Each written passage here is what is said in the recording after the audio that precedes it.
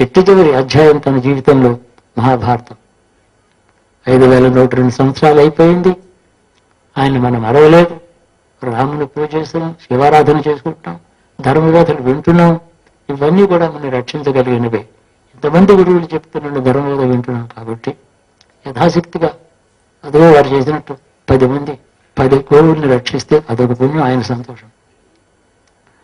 అంటే ఎప్పుడు కూడా చేతనేంత చేయాలి, ఎంత శక్తి ఉంటే అంతే చేయాలి. చేయవలసింది ఎవరు సంపూర్ణంగా ఏ వ్యక్తి చేయలేడు. తన శక్తి తన పరిమాణం, ఎంత శక్తి ఉంటే అంత. అయితే ఎంత శక్తి ఉంటే అంత చేస్తేనే యథాశక్తి అనాలి. శక్తి ఎంత ఉంటే అంత చేస్తున్నానా అని ప్రశ్న వేసుకుంటే, ఇంత శక్తి ఉండి ఈ కాస్తే చేస్తున్నానంటే యథాశక్తి అని అనకూడదు, తప్పు అవుతుంది. 1 కోటి రూపాయలు ఊరికే ఉంది ఇంట్లో, 10 లక్షలు దానం చేయగలడు.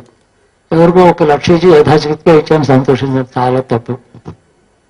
ఇవ్వగలిగింది 50 లక్షలు ఇవ్వగలడు, 1 లక్ష యథాశక్తి అంటున్నాడు. కాబట్టి ఇచ్చిన దాని ఫలం కంటే దోషం వస్తుంది, అబద్ధం చెప్పినట్టు అవుతుంది. అందుకని యథాబుద్ధి అనాలి. ఎంత బుద్ధి పుట్టిందో అంతే సరిపోతుంది, పాపం లేదు. అంటే అలా చాలా ఇవ్వగలను కానీ లోపల లోభత్వం ఉంది, నన్ను ఏం చేయమంటారు, ఇంతే బుద్ధి పుట్టింది మీరేం అనుకోకండి అంటే ఏం అనుకోడు అవతలవాడు. ఇలాగా బుద్ధికి ఎంత పరిమాణం ఉందో అంతా మనం యథాశక్తిగా శక్తిని అనకుండా శక్తి పక్కన పెట్టి బుద్ధి ముందరికి తీసుకొచ్చి అంతే పుణ్యం చేసి వారు చెప్తే క్షమిస్తారు, ఆదరిస్తాడు శ్రీకృష్ణుడు.